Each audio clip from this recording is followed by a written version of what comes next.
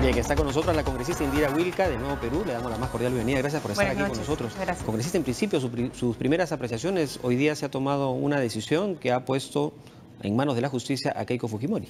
Bueno, yo creo que lo primero que debemos todos reconocer es que acá no hay una situación de persecución política, que es lo que han venido repitiendo sistemáticamente tanto los parlamentarios como la defensa de la señora Fujimori. Todos sabemos que había una investigación fiscal en curso, una investigación que ya había tenido un conjunto de acciones previas, ¿no? El allanamiento al local de Fuerza Popular, la revelación de elementos que provenían incluso, ¿no?, de esta empresa Odebrecht y de los que hoy son colaboradores eficaces como el señor Barata sobre la entrega de dinero a Fuerza Popular. O sea que eso no es algo que salió de la noche a la mañana, no se le ocurrió a alguien de pronto, era parte de un proceso de investigación. Lo que muchos nos preguntábamos era justamente en qué momento este proceso de investigación que se estaba dando iba a empezar a tener, digamos, ya un nivel de aterrizaje más sólido, ¿no es cierto? Y entonces, tan falso es que esto es parte de una persecución contra la señora Fujimori, que lo que hoy tenemos son 19 personas imputadas por esta pertenencia a 19 además de ella, ¿no?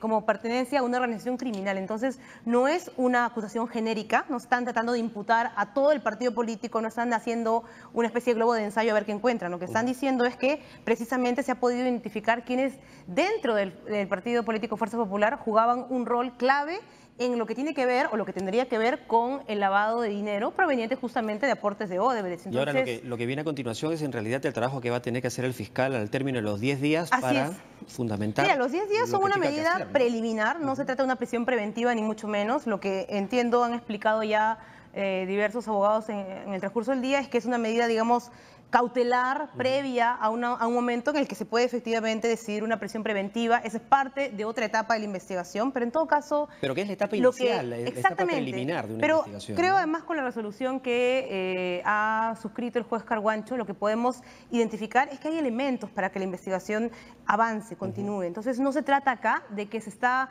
deteniendo a una persona o se le está imputando un conjunto de responsabilidades sobre la base de una acusación inexistente. Hay acusación, hay elementos de convicción que deben seguir investigándose y yo quiero ser muy clara en esto. Más allá de la opinión particular de quienes somos parte justamente de diferentes sectores políticos, lo que debe primar acá es el respeto a un proceso de investigación fiscal. Eso creo que está por encima de cualquier opinión. Estemos algunos de acuerdo o en desacuerdo con esta investigación. Que tengan todas las posibilidades para ejercer su defensa como cualquier persona merece, más allá, como digo, si genera o no genera simpatía. Congresista, pero yo quisiera aprovechar, porque nos queda poco tiempo en realidad, en preguntarle el otro tema que tiene que ver con el congresista Héctor Becerril, que también debería someterse a una investigación porque está vinculado a una relación con ex consejeros del CNM duramente cuestionados. Pero, ¿qué sucedió en la comisión? Con el hecho de corrupción más fuerte, digamos, a nivel del sistema de justicia. Creo que, bueno, lo que ha sucedido hoy en concreto es que la bancada de Fuerza Popular ha decidido blindar al señor Becerril. Y yo creo que esto sí demuestra esta tendencia que tiene Fuerza Popular de usar su poder político, efectivamente, para bloquear investigaciones, para evadir la justicia, algo que ellos dicen en el discurso no hacen, pero en la práctica vemos que se concreta. Lo que han hecho hoy día en la subcomisión, la bancada de Fuerza Popular, es votar en contra del informe del congresista César Vázquez, que era el encargado de procesar la acusación que, en mi caso, como congresista, planteé junto a otro parlamentario, y la acusación era muy concreta. Era por la realización de una reunión que se dio entre el señor Becerril, entre los dos ex consejeros Aguila y Morales, y que esta reunión fue negada varias veces por los dos señalados, el señor Aguila y el señor Becerril, pero luego con los audios del CNM, ¿no es cierto?, famosos audios que hemos podido ir conociendo, se demostró que esa reunión sí se había dado, y el señor Morales y el señor Aguila conversan sobre la reunión que tuvieron con Becerril para incidir en la elección del presidente del CNM. Hoy sabemos que el CNM era el corazón del sistema de justicia. Si se logró o no sus aspiraciones, es otra cosa. Lo que se revela, digamos, con la existencia, lo que se revela con la existencia de esta reunión es que había la voluntad de incidir sobre el voto de un consejero, que era el señor Morales. Ahora, y lo importante es que estas cosas se investiguen, ¿no?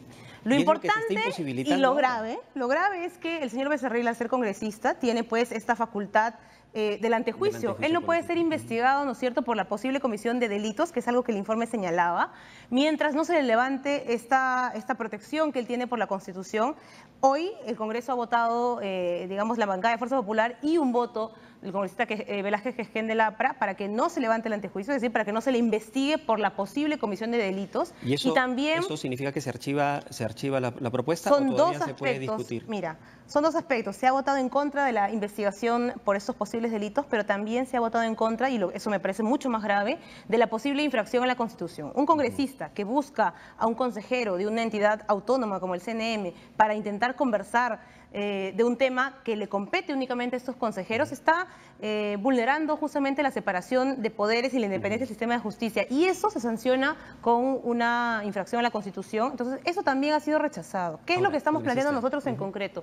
Es que la comisión permanente a la que va a llegar esta información pueda devolver este informe. La comisión permanente, ¿no? Así es. Y que pueda revisarse eso nuevamente porque, nuevamente, ¿O puede aceptar que se discute en pleno? No puede pasar el pleno. Lastimosamente, si es que a la única instancia a la que llega es la comisión permanente, y planteamos que esto se devuelva, porque ya hemos conocido y hemos destituido la semana pasada al señor Aguila. No puede ser que ahora entonces el señor Aguila se ha convertido en una especie de persona inmaculada. Él tiene ya una destitución y una acusación en camino. Y en este momento se está discutiendo respecto de la situación del señor Chávarri. Sí, lo que yo estoy escuchando, hemos salido ya de la subcomisión, es nuevamente argumentos inverosímiles para defenderlo, ¿no? Se está queriendo negar todo lo que ya hemos ido sabiendo de su pertenencia a esa red de corrupción. No olvidemos, para el caso del señor Chávarri, hay una investigación fiscal de las fiscales del Callao que ha sido enviada al Congreso de la República, que los indican a él también como perteneciente a esta banda de los cuellos blancos del puerto. Entonces, evidencias hay. Lo único que se plantea es que el Congreso habilite la investigación fiscal que tanto congresistas como altos funcionarios del sistema de justicia no pueden tener si es que no se les levanta el antejuicio. Entonces, ese candado, el Congreso lo está utilizando, yo creo, en este caso con la mayoría parlamentaria de Fuerza Popular, para blindar a personas clave. Y que además termina afectando duramente la alicaída imagen del Congreso. Yo creo que a ellos, lastimosamente, eso ya no les importa. Les importa sobre todo blindar a la señora Fujimori. Hoy estamos viendo por qué hay elementos muy fuertes para seguir investigándola, pero me parece que están teniendo un nivel de ceguera absolutamente inaceptable, pensando que bloqueando investigaciones en el Congreso o protegiendo a personas claves, estas otras investigaciones fiscales se van a detener. Y yo creo que eso no es correcto. Creo que tampoco es correcto, como lo ha señalado la colega que estuvo antes que yo, por ejemplo, hacer señalamientos sobre las opiniones particulares de los periodistas. Creo que estamos en un momento en el que hay que respetar las opiniones de la prensa, porque es la que nos ha permitido conocer. De las personas, cualquier persona tiene pero derecho más aún de la prensa. Todos tenemos el derecho a opinar, pero son algunas personas, y en particular los periodistas, los que están sobre todo a la vista y con más vulnerabilidad en estos casos. Le agradezco esta conversación. Muchas gracias. Muchas gracias. Gracias por estar con nosotros. Ya no hay tiempo para más. Solo para decirle muchas gracias y vamos de inmediato a darle paso a Lucho Trizano y toda la información deportiva. Buenas noches.